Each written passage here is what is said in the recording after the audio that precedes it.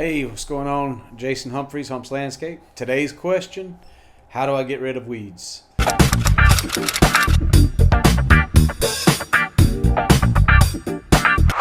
For landscapers, with clients paying us, the easiest way is basically any type of Roundup, Glyphos. Credit 41 is the one we specifically use. A very important aspect of that is a surfactant. A surfactant is basically a water repeller. So what it does when you mix that in with your chemical, it creates a coat that will more so repel water from when it's raining. You may have used the windshield stuff that you don't even have to use your windshield wipers. It just beads up and the water comes off of it. Kind of the same thing. You don't have to go buy a surfactant. You probably have a form of surfactant in your house. That's your dish detergent. It's called Dawn. You can put Dawn right into the chemical, and that acts as a water repellent, which gives more life to your chemical. If you spray chemical on weeds and then 6 hours later you get a heavy downpour, that 6 hours that chemical was working. It was doing something, especially if it's hot. If you notice, if you're spraying weeds on a 95-degree day and you're spraying weeds on a 75-degree day, I can guarantee you on that 95-degree day you'll see, if you mixed it right, you'll see yellowing in a day or two. It might take a week if it's 65, 75 degrees. So the hotter it is, the better time to spray weeds. On the flip side, the easier it is for damaging plants around it, plants that you want to keep. So whenever you're putting chemicals into a sprayer, you don't want to pump that sprayer up. What I like to do, make sure you're pointing downwind because you do not want this chemical inside of you. What I actually like to do in order to show somebody, not that you have to practice it daily, but I actually take the wand and I kind of point it up in the air, downwind with the wind going that way, to show guys it should not spray up in the air. It should not spray. That's way too much pressure.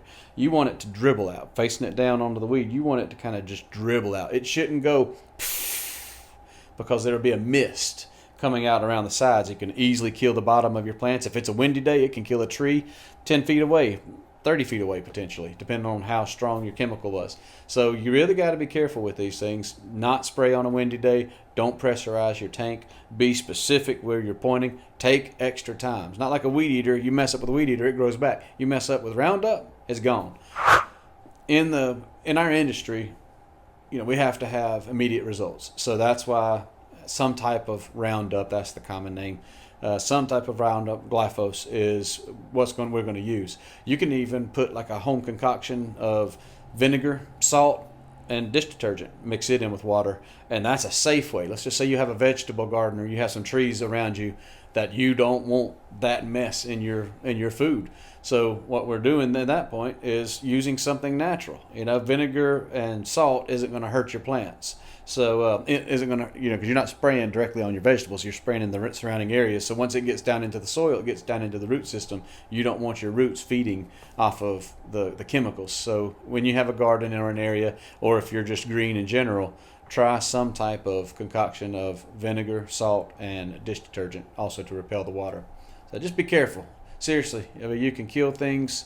I've done it before, spraying a brick line and just overpressurizing it. Come back the week later, and there's 2-3 inches of sod that is dead. I got to replace. So I learned the hard way. It was about 15 years ago, but I learned the hard way about pressurizing tanks. So keep these points in mind. Watch this video again so you didn't miss anything. Write some notes down. It's very important. You really want to take care of your surrounding plants. Get rid of the weeds. And remember, a weed is anything you don't want. So just because it's a flower, just because it's a plant, if you don't want it there, it's a weed. Dig it up and give it to somebody else that wants it, or spray it.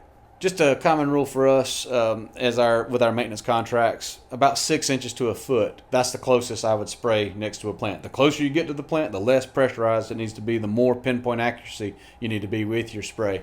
But anything inside of that, pull it. Just reach down there and pull it.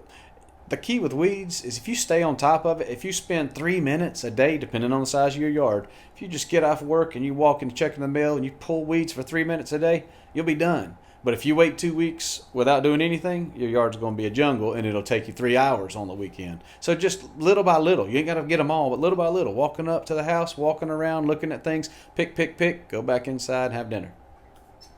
Leave your comments in the bottom. Anything you have, any questions you have, anything that you would like for me to address on this topic, comment. Thank y'all.